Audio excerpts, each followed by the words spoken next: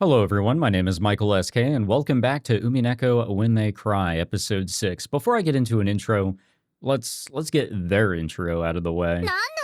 大切なお知らせって。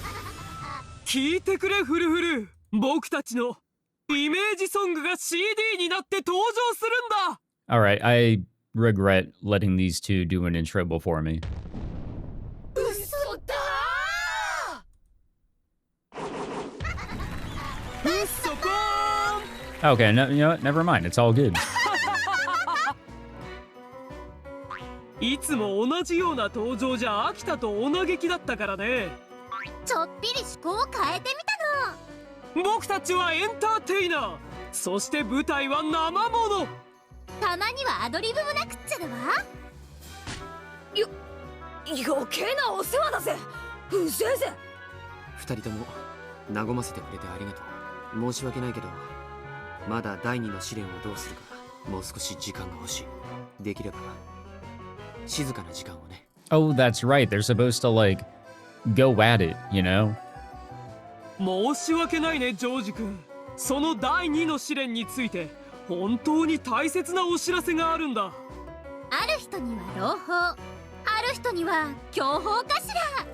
強報の人はもう事情を察してるだろうからね。何の話かわからない人たちは全て朗報さ。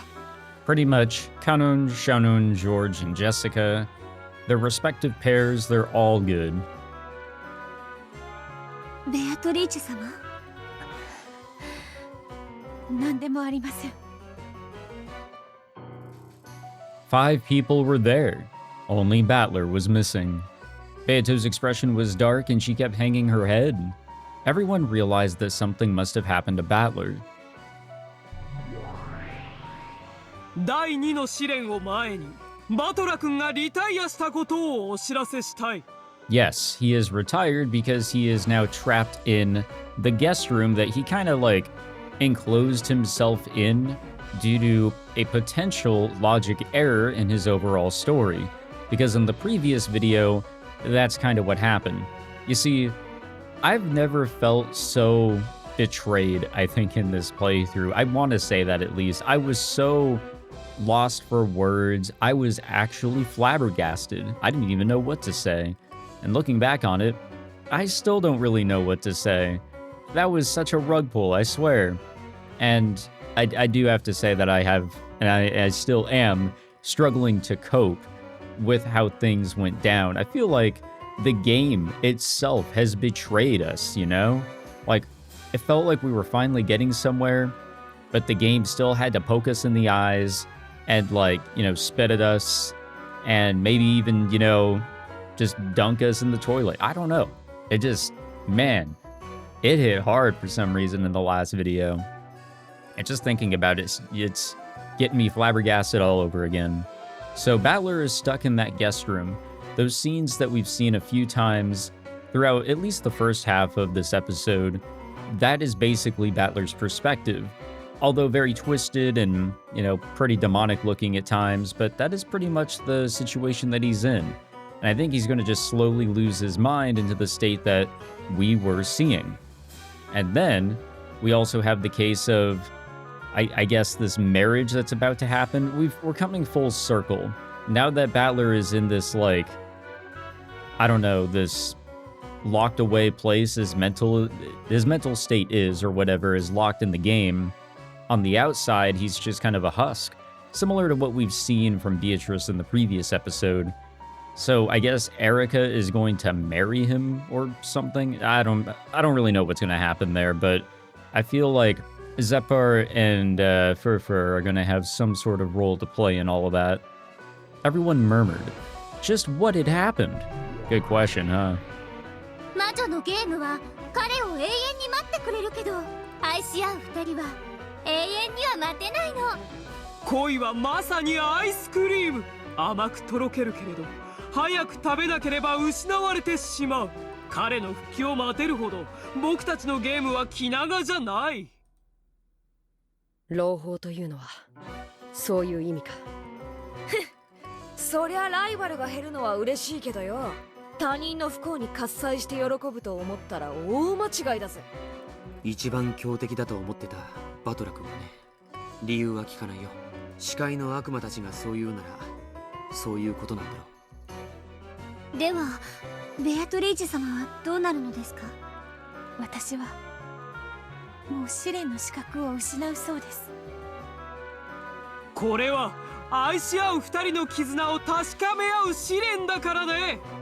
今のバトラ君はそれができる状態じゃない。だからこの二人のペアは失格なの。本当にお気の毒。しかし彼女もこの三つどもえの愛の試練の参加者の一人さ。だからこのまま見届け人として立ち会ってもらおうと思うんだ。それは明暗だわ。彼女にも試練を乗り越えた二人を祝福する資格はあるんだもの。君はそれでいいのかい？はい、最後まで見届けようと思います。そしてそれでも彼がすぐに戻ってきて資格を取り戻し、私と一緒に再び試練に戻ってくれることを信じています。私は彼女に見届け人の資格があると思います。異論はねえぜ。邪険にする理由もありません。しかし申し訳ないけれど強力なライバルが減ったんだからね。Yeah, don't think that things just suddenly got easier or バトラ anything. 君たちには悪いけど今のうちに僕たちの試練を決着させておきたいところだよ。さすがはジョージ君。私の中ではあなたが一番の本命なの。その冷酷さを備えた愛がむしろ熱さを際立たせてくれるんだね。とにかくこれで3組は2組に減り3組になっていた状態は解消されたわけだ。僕たちは1対2で負けることに怯えてきたから。1対1ならただ潔く決。 That is true, but I'm sure that's going to bring about some different complications. 最初からそうするべきだったって単純な結論になるわけだな。The four people stood up as though responding to some invisible summons and faced each other glaring. Only Beato was off to the side, watching the course of the young lovers fight in suspense. Each pair of lovers possessed an unbreakably strong bond. Then isn't that enough? Their love is already real. There's no need to test it. Yeah, one would think. So why must they fight? The winners will be bound together by a magical miracle, and the defeated will fall apart. Why have the demons promised us that we'll fall apart without a magical miracle? Why is a demon's game like this necessary? I don't understand. The thing is that I think the human equivalent of this is basically like they need a blessing. You know, there's all this talk that like, oh, we'll go against, you know, what others think of us and, you know, we'll have all this love or whatever. But the truth of the matter is, it is so difficult to do all of that. You know, it's easier to say than it is to do. And people can be worn down so goddamn easy. It really depends on the person, yes, but every person has a limit. They do. Even George, who seems to be the strongest here when it comes to love, he also has a limit. So I think trying to obtain this magical miracle, this demonic miracle, is equivalent to an impossible blessing by their family, by the people around them. Basically, they need that assurance that no matter what is to happen, that willpower won't be broken down. No, these people aren't important right now, that is true. I have to think of a trick for escaping as soon as possible, so that I can save Battler's son from that closed room.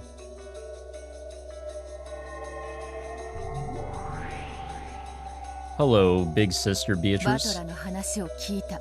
厄介なことになったらしいな。お姉様。可愛い妹にして一なる自分の片割れであるそなたを笑わなりにバトラの密室の謎に挑んでいるが、これは難解だ。まるでただの鎖を知恵の輪だと偽られているかのようにさえ感ずる。ラムダデルタさんに言われました。かつてのベアトリーチェなら絶対に解けるトリックだって。お姉様にはわからないんですか？そのかつてのベアトリーチェという存在はわらわとてその身の一部分に過ぎぬ。解ける道理はない。 I think we also got a little bit of a hint as to who Beatrice is. Because Beatrice, as we met her as a human back in episode 3, was somebody that was so closed in, so isolated, so trapped as Battler is now, that kind of became Beatrice's whole shtick. Plus, yeah, she probably read a whole bunch of, like, mysteries and stuff. In other words, no matter how much we think in our incomplete forms, we won't be able to understand. Both the older and the younger sister have no way of solving this riddle. Beato shook her head, chasing that thought from her mind. The thing is that if they can figure it out, that is apparently like, excuse me, there's like a core pattern behind Beatrice's closed rooms. They're all different, but there's something there. Maybe not a similar, trait that each one has, but the idea is pretty much across all of them. If we can figure out this one, I feel like we can figure out all the others. あの密室は心を急速に蝕みます。一刻も早く助け出さなければパトラさんの心が壊れてしまう。無論わらわも知恵を貸すことはいとわぬ。しかしわらわとてあの密室は見当もつかぬのだ。私たちで知恵を出し合えば、それはきっと一なる私たちが至るのと同じ答えのはず。どうかお姉様も諦めずにお知恵をお貸しください。どうしてあのバトラのためにそこまでせねばならぬのかは、いいとも。他ならぬ自分自身の頼みである。わらわも知恵を絞ろうぞ。ごらんフルフル、二人のベアトが一緒に考えているよ。あの二人は本当にバトラを救い出せるのかしら。 I mean, I hope they can. After all, two halves do make a whole. 救い出せるさ。 But the thing is that they really do need to become like this one person, because you can have like a mix of like, a bunch of ideas over here and the complete other half of mix of other ideas over there, but they are just two separate mixes of ideas if they are separate. Until they're together, as one person, the ideas that do belong with one another to complete this puzzle, they can't come together. I have no idea what the fuck I'm talking about, to be completely honest. 愛の奇跡さえあればね。そうね、 It sounded better in my head, honestly. 愛の奇跡さえあれば絶対に。 As per usual. ねえフルフル、僕たちがあの密室を解くヒントを与えてるって気づくと思う。 Wait, what? Hold on. If that's the case, they have the miracle of love. They certainly can do it if they have the miracle of love on their side. I mean, without love, it cannot be seen. So is the idea to stop considering things in such a human way of getting out of the room and to consider it in a magical way? But at the end of the day, the only way that magic can work is if there's a human way for it to work. The two Beatos huddled together, and straining their minds with all they had, they searched for a plan for saving Battler, excuse me. It was as though they couldn't even see the four people glaring at each other and solemnly discussing the manner of the duel. Yeah, that's like a side plot type of deal. 愛があれば絶対に。 They were the demons of love. Love is the single element, the source of all miracles. Could a miracle of love provide an answer for a closed room trick? That'd be cool if it could. また出たわ。愛がなければ見えない。 See, that's what I'm saying. そのキャッチコピーが概念的なものとしては通用するのも理解するわ。でも密室トリックは情愛のかけらの一切混じらない純粋かつ冷酷な算数パズルよ。 But like what I was talking about in the previous video before, my ass got blasted with, all this additional red truth that was coming from Erica and Delanor and Bernkastil, was we have to think outside of the box. Unfortunately, the only way I was able to, which became correct with the thinking that was going on there, was with another person being involved. Is there some other way that we can think outside of the box here? 一体この悪魔たちは何をヒントだと語っているの？私はすでにある答えを持っている。 Well, let's hear it. Don't leave me in suspense. この悪魔たちの発言はそれが正しいことをさらに教えてくれている。はいはい、あんたはすごいわ。いつだって勝手に正解が分かってる。そして私には一言も教えてくれないんだわ。観測者ルールにのっとるなら、あんたがそれを私に教えない限り、あんたは正解が分かったふりをしてるだけの嘘つきの可能性もあるってわけだわ。やはり口の悪い巫女は良い。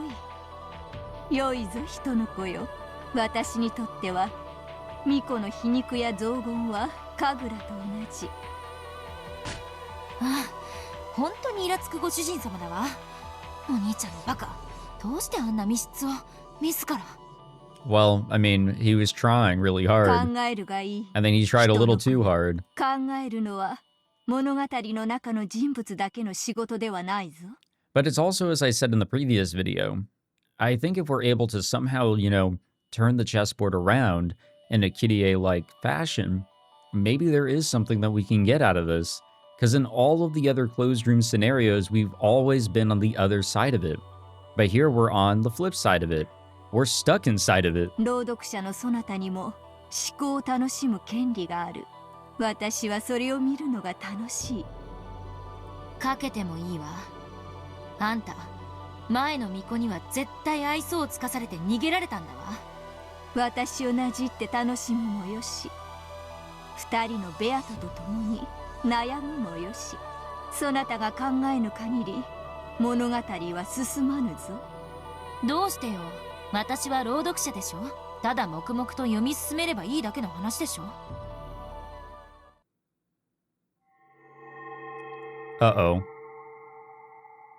いいえ、考えてほしいのです。読み手のあなたにも。 Shit, I've been doing that for, what, 130-something videos by now? I feel like I don't know, I overthink in a lot of ways, and it's hard to come up with ideas on the spot and commentate and do all of that. And sometimes I have to write them down and all that, and then review them later, but I digress. It's getting a little tiring, But that's what it's all about, really, at the end of the day. あんた、つくづく嫌な作家ね。 Of course, Ange hadn't reached the end of the manuscript that she was reading. However, it would end with just a few pages more. What about the rest of the tale? It should continue much further than this. There should be many more pages remaining. And those were inside a different brown envelope, which was in Hachicho's hand. With a grin on her face, Hachicho waved the thick brown envelope about. If you want to read more, do what I tell you. Cool. これはお嬢が一本取られましたぜ。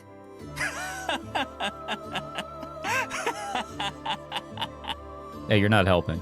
Letting you read only so far for free and then stopping when it finally gets to the good part. Amakusa couldn't stop laughing at this evil business practice. あなたなりの意見が推理が欲しいのです。それを先に私に話してくれたら、この続きの原稿をお渡ししましょう。バカにしてるわ。こんなふざけた真似をされてまであんたの言いなりになると思う？お嬢、まあ俺も先が読みたいですから頭を冷やしてくださいって。八条先生、原稿の続きですが、密室トリックの答えやいろんな謎の真相も書かれているんですよね。もちろん、もっとも何も考えぬ思考なき者が読んでもわかるようには書いてありませんが。Oh, fun. あんた、いつか熱烈な読者に裏切られたって刺されるわよ。それを分かっているから人前に出ないのですよ、人の子よ。とにかく八条先生はこうおっしゃいたいわけだ。まずは答えを聞かせろ。答え合わせはその後だと。その通りです、青年。意地悪がしたいのではない。本当の意味で物語の結末をしっかりと理解してほしいから尋ねているのです。天草、あんたすっかり楽しんでるでしょ。I think he is. Like, every time he's popped up here, whenever we, go back to this location and not the, magical location with Ange and, the cooler looking version of, I've already forgotten her name. He's here. He's enjoying everything. He's adding his input. なるほど。人生をあんたの方が私より Oh, Featherine, that's her 楽しん name. でるみたいだわ。How dare I forget her name? さあ、バトラーを密室から出す。どうかあなたも考えてください。I mean, shoot. There have been, like, multiple, like, oddities that have popped up. Some patterns that have been used in multiple cases. I think situations of mistaking one person for another, an identity being switched, stuff like that. I just don't really know if we could utilize that here. The other 5 from the first Twilight are now dead due to Erica. 考えたものにこそ。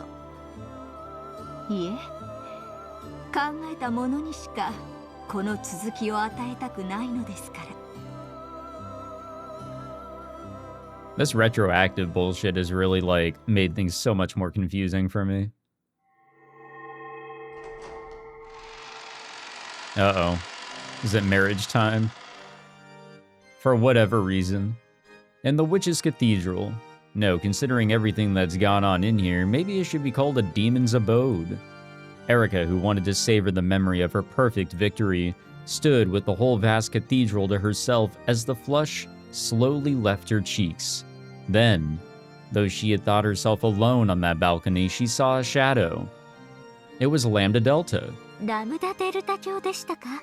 こんなところにお一人でいらっしゃるとはお珍しいです。ああ、あんた大勝利おめでとう。おかしいわね。あんたには前回もそんなことを同じ場所で言った気がするわ。That wasn't exactly a compliment. However, Erica was in such a good mood that even those words sounded like one. さっきちらりと聞こえてしまったのですが。何？ラムダデルタ教もかつてどこかの大魔女のゲーム版で駒ともてあそばれ無限地獄に閉じ込められた経験がおありとか。Yeah, so let's just bring it up. Erica had a crude, triumphant look on her face, as though she had managed to pry into some embarrassing memory from the other's past. However, Lambda Delta didn't look in the least bit flustered, and instead gazed down from the balcony in silence. あるわ。私は何年閉じ込められたかしら。ベルンみたいに私も律儀に数えていればよかったかしら。うん。多分数えなくて正解だったわ。数えてしまったからベルンは壊れてしまったのよ。Yeah. 我が主もロジックエラーの地獄に落ちたことがあるというのですか？あるわ。ロジックエラーを起こしたのはあの子ではないけれど。主がゲームマスターではない。そうよ。当時あの子はまだ自覚さえしていない小さな駒だったわ。ロジックエラーを起こしたのはベルンの主であるゲームマスターだった。我が主も魔女の駒だったのですか？ええ、あの子の主。これがまたひどいやつでね。自分で作ったゲームのはずなのに途中でゴールがわからなくなっちゃってスタートとゴールがつながった。ドーナツみたいな壊れたスゴロクを作ってしまったのよ。ゴールをなくしたとは？ロジックエラーってことね。どうやれば自分の望むゴールにたどり着けるか。そいつは自分のスゴロクをロジックを描けなかった。だからいつまでもスゴロクは壊れたままでゴールがなかった。ならば自分一人で静かにそれを悩んで考え出せばいいのに、そいつはあろうことかその考えることさえも駒であるベルンに任せっきりにしたのよ。無限の猿の定理って知ってる？ I can't say I have, but it sounds fun. 無限の時間の中でいつか偶然にも文字列がハムレットと全く同じ文章になるかもしれないという理論。いいえ、暴論ですね。ひどい地獄よね。ベルンは無限の時間の間、意味もわからずデタラメにタイプライターを叩かせられて、ゲームマスターは自分さえ思いつかないゴールを彼女に作らせようとしたのよ。Could Erica even imagine how horrible a hell that would have been? A job you have to do 100 times, and a job with a 1 in 100th chance of success that you have to keep doing repeatedly. Probabilistically, they may look very similar, but the difference is cruelty between them, or incruelty between them is great. When you have to do a job 100 times, you steadily approach the end, get more efficient as you become more used to it, and it eventually does end. However, a job that succeeds with a 1 in 100th probability, well, it doesn't reflect the hard work of the individual in the slightest. Everything is left to luck. In the worst case scenario, even the task of flipping a coin until you get heads can last more than 100 years. タイプライターの鍵盤数っていくつくらい？ 100 個くらいかしら。それをデタラメに叩いてハムレットになる確率って何分の1だと思う？想像もつかないです。多分それはあまりに天文学的。そう、もはや無限にも等しい時間よ。それほどの気の遠くなる時間を、奇跡を打ち出すまでタイプライターを叩かせ続けられたのよ。それが奇跡の。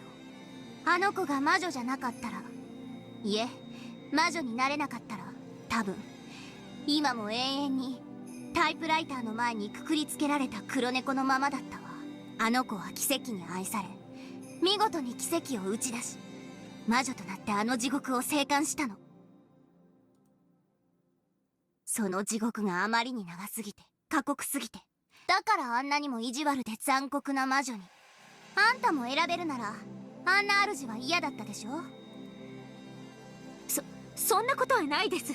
我が主の駒となれて私は光栄です。我が主は強き者、虐げる者です。弱者を踏みつけるのは当然の権利なのです。いじめる側の人間ってわけ？最上級のいじめっ子の作り方って知ってる？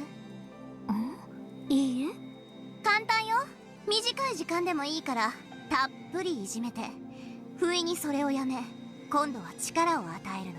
Yeah, I was going to say, bully a person, and then let them, have the こ spot. れをやれば誰であっても最上級のいじめっ子に生まれ変わるわ。しかもすごいことに、本人はほんの3日しかいじめられてなくても、自分はいじめられっ子だと信じながら最上級のいじめっ子として君臨するの。それが我が主と何か？Well... あんたにベルンのことは何も分かってないわ。だから私はね、ベルンがどんなに冷酷で残忍で最悪なゲロカスであっても、私だけはあの子の本当の姿を知っててあげたいの。そして私もね、私の本当の姿を理解してくれるのは地獄の生還者であるあの子だけだと思ってるのよ。あんたは私とベルンの仲を嫉妬してるみたいだけど、諦めなさい。あんたがくぐってきたと思ってる地獄なんて、私たちが這い出してきた地獄では瞬き一つ程度のもんなんだから。Now, I'm sure that we all know that there's a little bit of a Higurashi connection here, and I'm not going to get into the details of it, but the entire time that Lambda Delta was kind of explaining Brunpastil's situation, the hell that she came out of, it does line up pretty well with what we've witnessed in Higurashi if you have gone through Higurashi. I do think that lines up pretty well. For Lambda Delta, it's a little harder to truly grasp, and that's the one that's kind of had me kind of like pondering just a little bit more. I mean, the whole idea of miracles is huge, especially coming to the end of Higurashi. That is just like a huge thing, and it even pops up as a huge thing in Rei afterwards. But for Lambda Delta, I think that is I don't know. It's a little trickier to think about where that hell comes from. I can think of some ideas, but that's considering the end of Higurashi, and also what came afterwards. But I digress. This time, Erika was probably the one being mocked. The discouraged expression on her face clearly showed that she couldn't accept Lambda Delta's words. お言葉ですが、地獄は長さではなく深さだと考えてます。ふーん、言うじゃない。真実の魔女エリカ。ラムダデルタ教の潜られた地獄を私は存じません。そして私が地獄にいた時間などきっと瞬き一つ分程度でしょう。しかしその深みでは私は何ら劣ることはないと思っています。あんたの戦勝祝いも兼ねて反論しないで聞いてあげるわ。私に言わせれば我が主の落ちた奇跡があれば抜けられる地獄も存じ上げませんが、絶対の意志があれば抜けられるラムダデルタ教の地獄もどちらも抜けられるようにできている程度の地獄です。へえ、言うじゃない。Yeah, I was gonna say, like, you are speaking a big game here, Erika. 私の潜った地獄にはただ真実がありました。真実という冷酷な現実の前には一切の意志もそして奇跡さえも介在できません。私はその真実を踏み越えてここへ至ったのです。この真実に耐えるという力においてありません。真実に耐える力って何よ。わからぬものにはわかりません。それを静止できなかったからこそあなたたちは真実の魔女足りえないのではあ Hey, りませんか？ sometimes the truth is pretty harsh. 許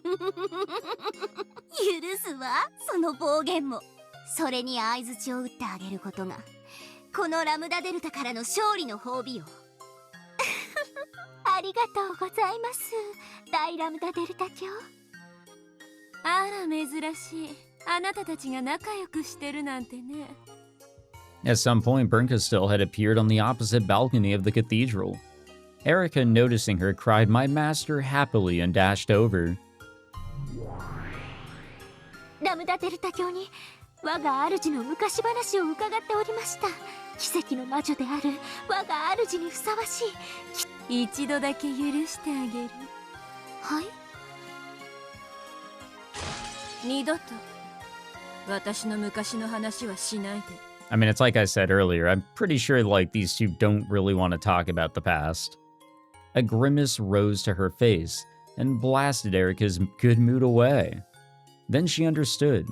Bernkastel was also a witch running from boredom. If it caught up with her, she would remember those never-ending days of hell.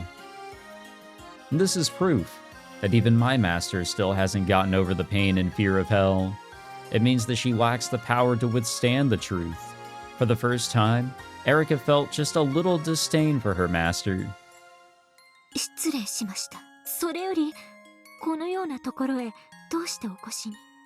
あなたに褒美を取らせようと思って探してたのよ。A reward. 褒美ですか？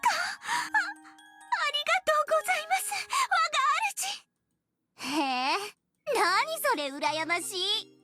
何を取らせる気？まずあんたを仮でなく本当の魔女へ昇格することを認めるわ。後見人は私よ。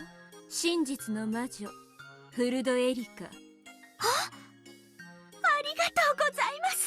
借りが抜けただけじゃないの。その程度の褒美じゃあまり嬉しくないわ。 Well, she did say that that was the first part. もっと素敵なご褒美がいいわよね。いえ、そんなことありません。 Of course, on the inside, Erika did want another present. Mimicking Lambda Delta, she looked at her master to see if any further rewards would be coming. もう一つの褒美は Bernkastel snapped her fingers.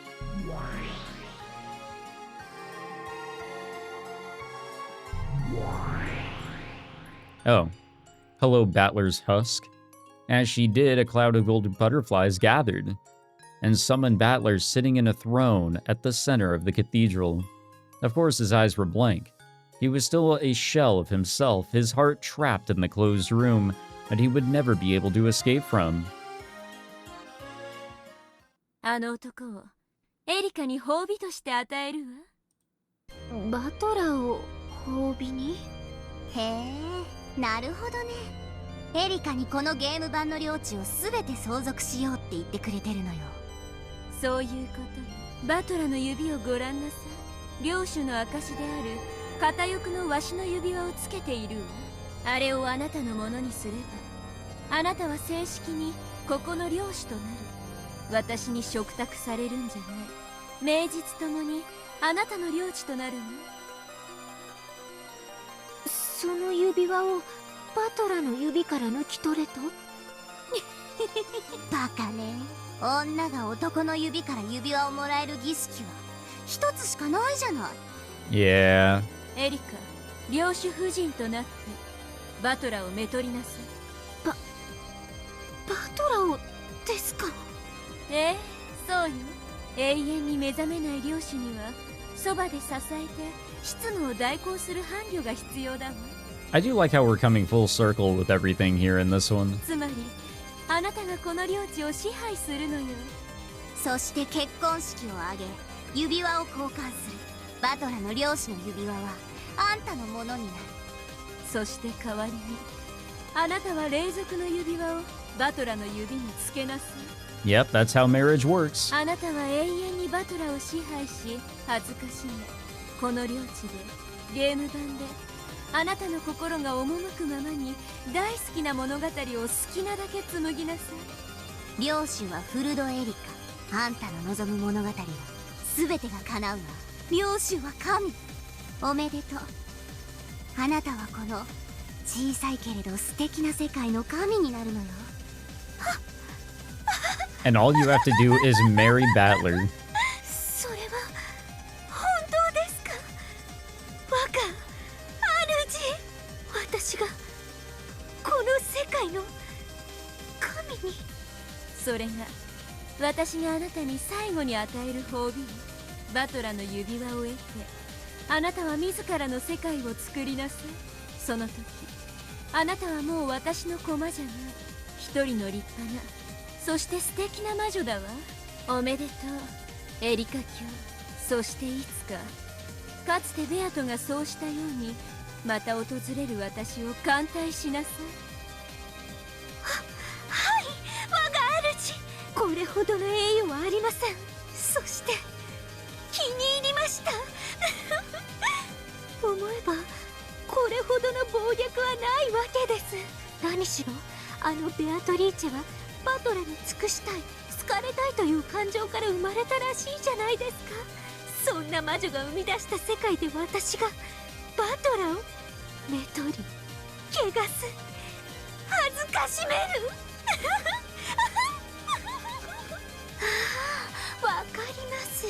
恋焦がれる人を奪われる苦しみ、よーくわかります。私はついにそれを与える側に回れたのですね。光栄です。これほどの栄誉はありません。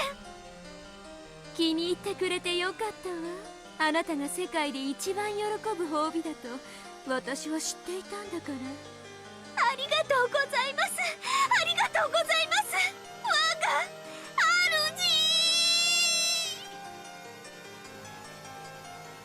Oh, I guess now we've got a marriage coming up.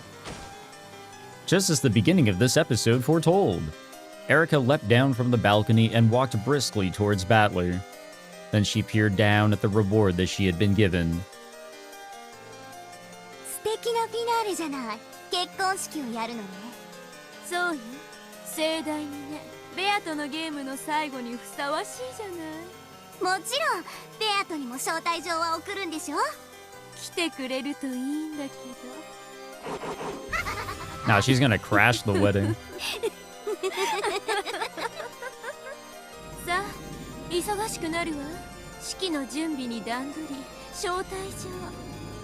ウェディングドレスにケーキもね。披露宴の準備もしなくっちゃ。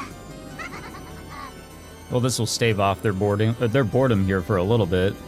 The two witches disappeared cackling. Only the two who were to be wed remained at the cathedral. 聞こえてます？バトラさん、これからあなたがどうなるか。 Yeah, Battler, you better hurry the fuck up and figure your shit out.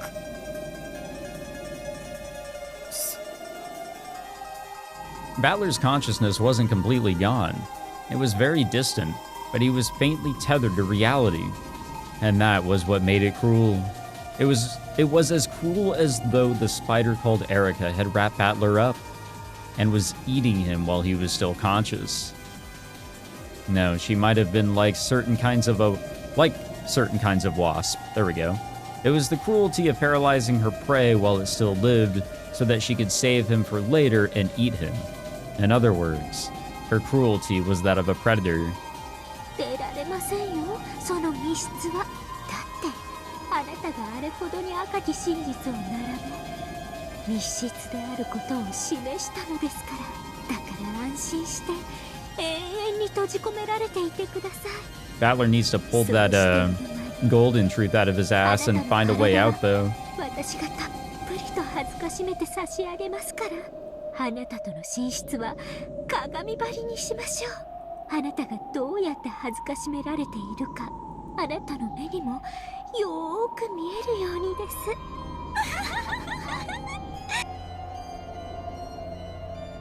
Poor guy. He's gonna get cucked by himself. 天井に鳥かごを吊るしましょう。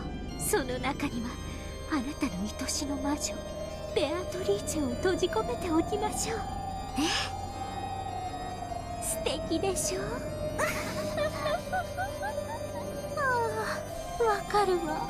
こちら側はなんて甘美なのかしら。As he listened to this mad laugh, Battler couldn't even bring a distressed expression to his face. His heart was still trapped in the closed room that he had created. His body and soul would soon be trapped within a new closed room of Erica's. A closed room called marriage. God damn it. That's a good one. Yeah, that's how marriages usually are, right, guys? Right, married men that are watching this video? いやあ、聞いたかいフルフル。聞いたわゼパル。バトラ卿とエリカ卿が結婚式ですって。 Their words were so similar to their usual shtick that Beato had to ask them to repeat it again. どういう。ご存知の通り、ここの領主様はお心を塞がれてしまって物も言えない。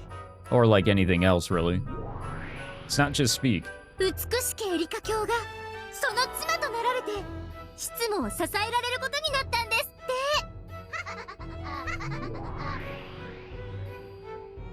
The two demons explain the situation in a very simple yet dramatic way.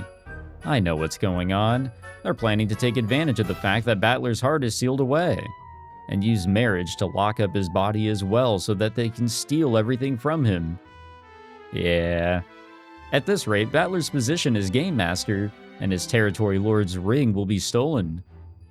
おのれ泥棒猫め、好き放題しよって。 Yeah, what is she, a 奪い witch? 返そうぞ。わらわに関心はないが、そなたのこととあっては人事ではない。体だけ奪い返しても仕方がないよ。何しろ婚約証書には大ベルンカステル卿が立会人に名を連ねておいでなんだ。元老院の大魔女が立会人を務める以上、破棄は本人の意思以外ありえないの。やはりバトラさんの心をあの密室から救い出さない限り助けることはできないのですね。なら彼を密室から救い出す方法を見つけて。花婿を奪いに行くのね。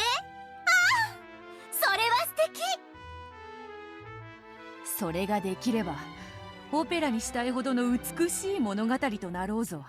しかしながらバトラを閉じ込める密室のなんと難解なことか。出口は扉のみ、そしてチェーンが閉じられていなければ脱出は認められない。その上チェーンは外からは閉められなくて。 You know, thinking about it, what if there's more that he can do with that drain, you know? Like, that is also another escape. 入れ替わりに来てくれる人もいないときたわ。どう考えてもお手上げだ。諦めたらもう助けることはできないんです。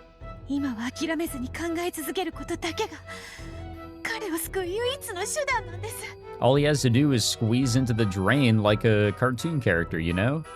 Though Beato looked as though she was about to burst into tears, she clenched her fist tightly. She was so frustrated with her inability to think up any brilliant plan that her heart felt as though it would burst. ゼパルとフルフルは最も強力な悪魔たちに名を連ねるであろうが、その魔力はあらゆる不可能を可能としてきたという。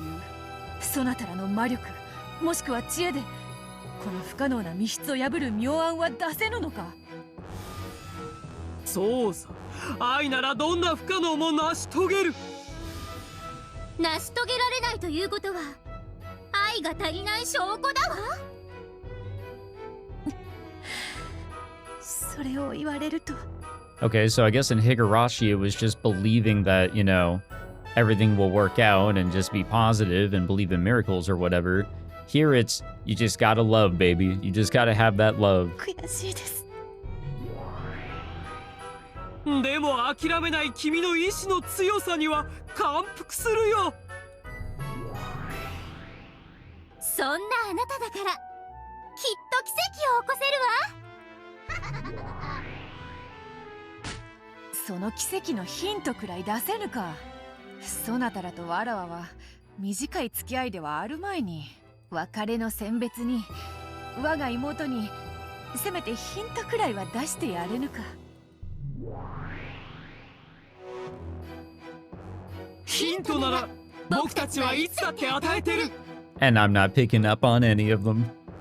愛がなければ They cannot be seen. They cannot be seen.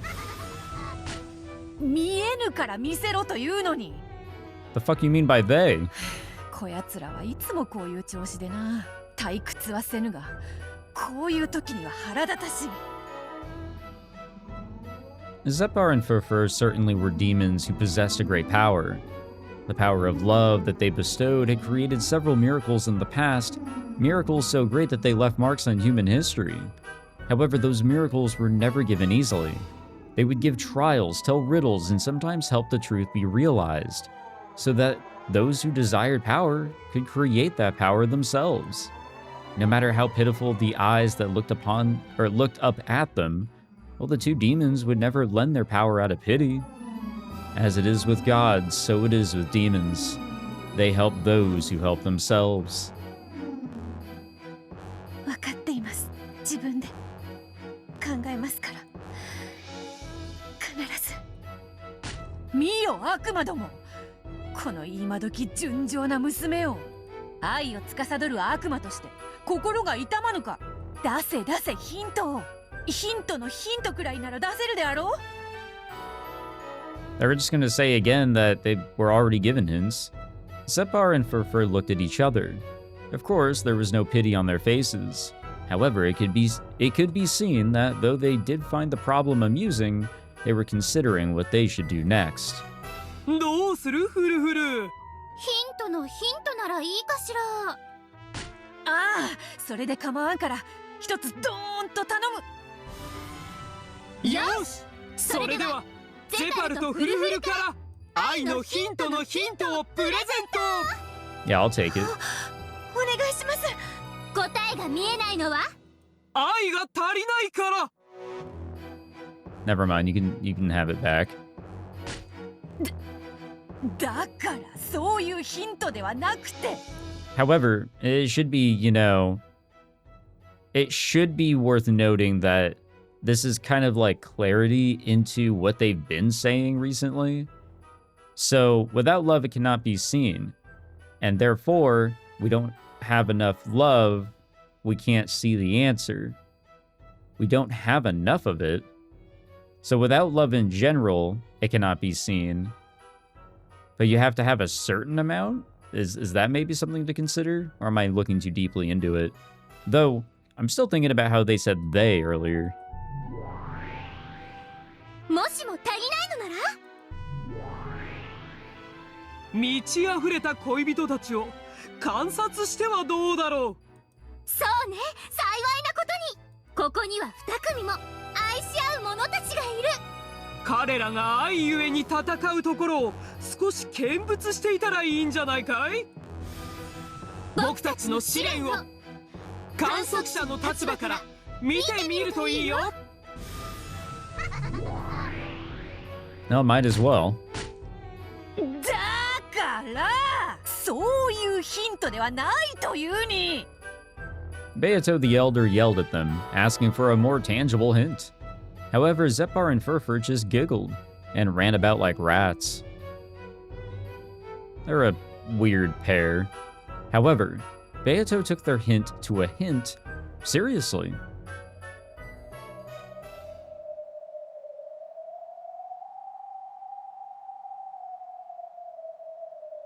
Now that the Beatos were out of it, the second trial was between George and Shannon on one side and Jessica and Conan on the other.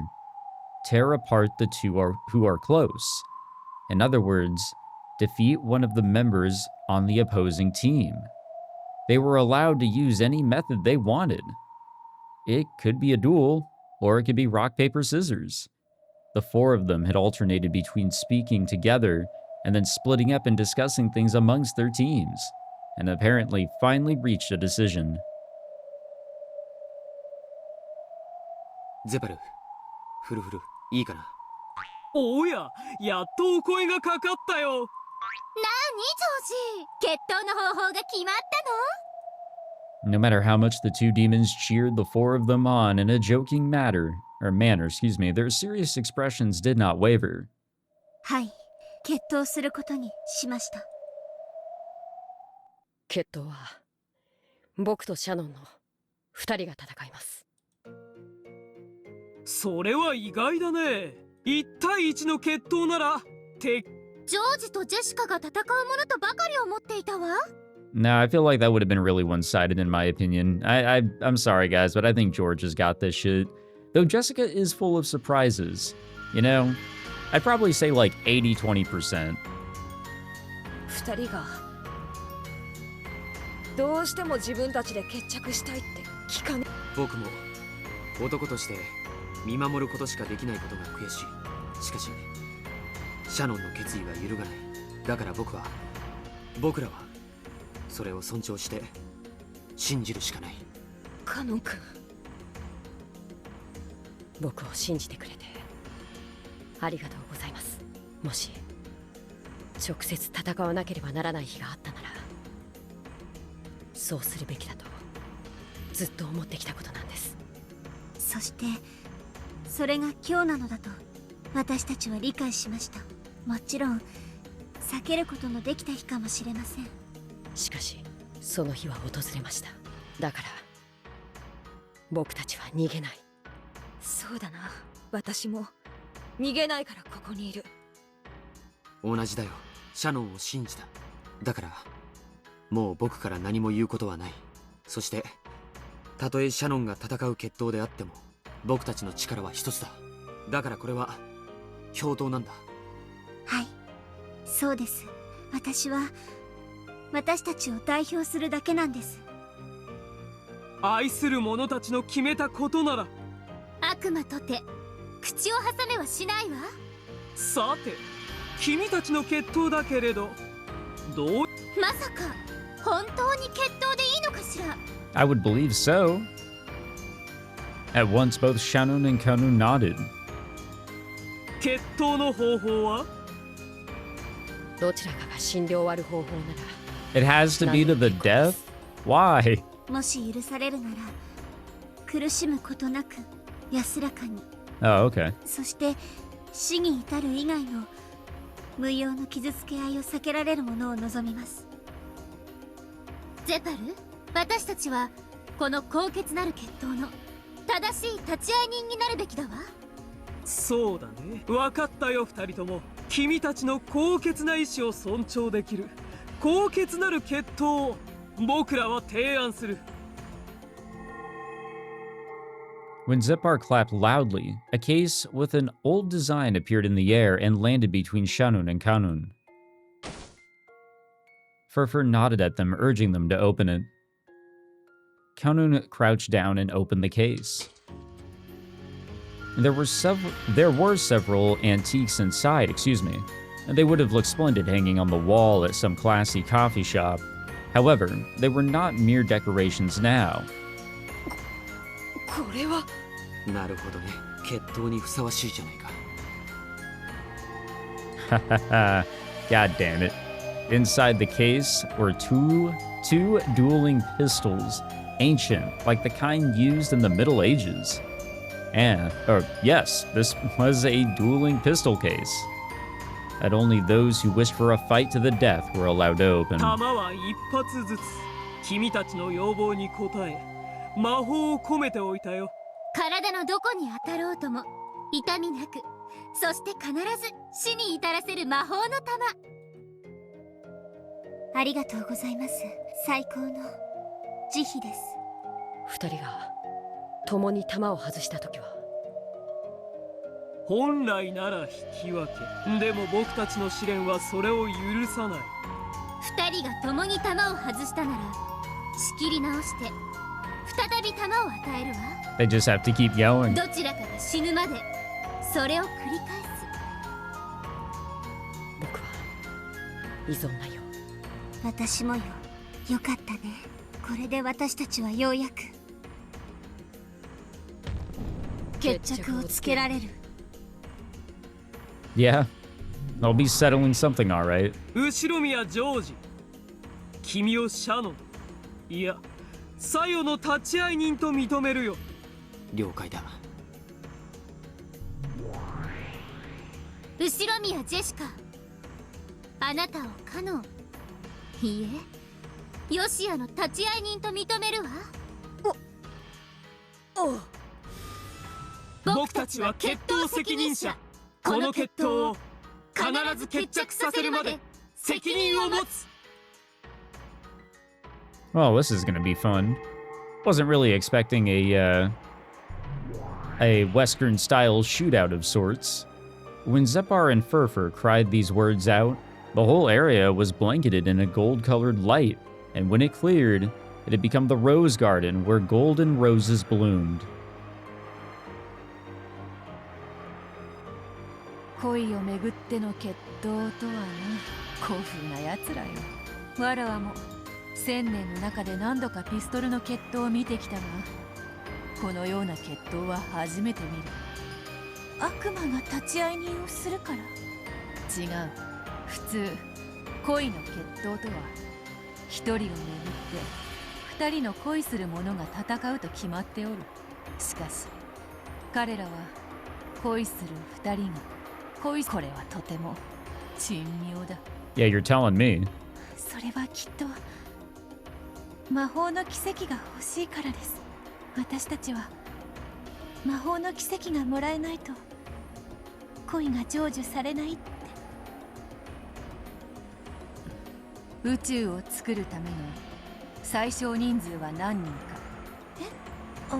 いえ、知りません。 Watch, she's gonna be like, you need only one. And like, just the imagination goes from there. But, I mean, realistically, it's two, right? I mean, we are talking about love after all. Shanun and Kanun each took a pistol out of the case, returned to their respective witnesses, and checked the weapons over. Then, when they both decided that there were no problems, they checked once more to make sure that their opponent was prepared, and nodded to each other.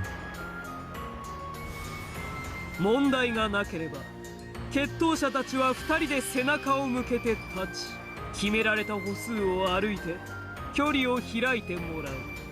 それから合図と同時にゼタルー、その歩数はそうだね。ではこの決闘の因縁となる数字をそれにしようじゃないか。因縁となる数字？それはいくつなの？僕たちがよく知る数字さ。そしてこのゲーム物語が始まった時から何度も何度も繰り返されているあの数字さ。 What, 17 or 18? One of those two numbers. それは19。 19. 面白い数字です。気に入ったよ。全てと決別するにはいい数字だ。19. Whenever the illusion of a 19th person was seen on this island, on which only 18 people were supposed to be, this number was used to refer to the witch. Ah, okay. It was the number of years needed to create this tale. It was the number of years it took to reach the unavoidable day. And it was the age of the true territory lord of this world. 向かい合って19歩歩き。 Okay, interesting bits of information to really, glean from all that. 撃つ。かなりの距離になるね。早打ちが有利とは限らない間合いだ。先に打って外してしまったら多分それで決着してしまう。それを当てればかすり傷一つ負わずに勝てる。それでは決闘者たち、背中を合わせて立ちなさい。 Oh boy. Shanun and Kanun slowly walked towards each other, facing each other. Once they turned away, they wouldn't see the other's face again until they killed them. So, this face-to-face meeting would never happen again.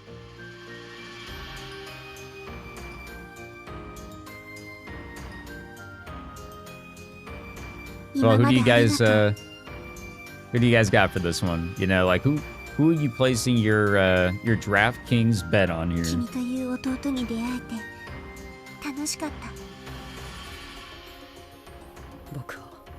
僕であらせてくれて、灰色の世界に彩りを見せてくれて。どうして私たちは生まれたんだろうね。生まれた時すぐに死ねればよかったんだ。それはお父さんの罪だね。そうさ。だからあいつも死ね。みんな死ね。 Are they talking about Kinzo? No. Like, who's... They've never talked about a father specifically before, right? うん。みんな死ぬよ。もうすぐね。そして、すぐにみんな蘇って会えるよ。もう私たちは、カゴの中の小鳥じゃない。僕たちはようやくカゴを出て、それぞれの世界へ羽ばたけるんだ。君と、もっと早くこうして決闘をすればよかったね。それがきっと今日なのさ。うん、今日だね。1986年運命の日。私たちのどちらかが、あるいは同時に打ち合って二人とも死ぬ。 Yeah, no love for anybody. それもありか。それでも全然ありだね。そうさ。それであっても必ず僕らの恋は決闘の必要あったのかな。あったさ。姉さんも言ってるよ。僕たちはいずれにせよ。そうだね。私にとって君は、僕にとって姉さんはもう邪魔なのだから。I don't know, the way that they're talking about things here, the way that they even said that last line, something's fishy. For the first time, the intent to kill flashed through the eyes of both. Why? For what reason? Why must such a day come for this pair that seems so much like siblings, connected by a bond different from love? It was a great mystery. As great a mystery as the question of how this could be the key towards unlocking Battler Sun's closed room. If I watch over this duel instead of running away, will I find the key to solving that closed room? I will, right? Separ-san, Furfur-san. I don't even know really what to, look for specifically in this. What is there to really, monitor in all of this? And this is going on too. We got the fucking wedding that's about to go down. Oh boy, there's just so much happening here. It's crazy. but we'll have to save all the craziness for the next one, where I believe we will see what is to come of this wedding ceremony, what is to come of the duel, and what is to come of Battler getting out of that closed room. There's just so much going on, and I'm loving it. I really am. Thank you all for tuning in. I hope you guys enjoyed this one. If you did, be sure to leave a like, subscribe, and I will catch you guys in the next one. Take it easy.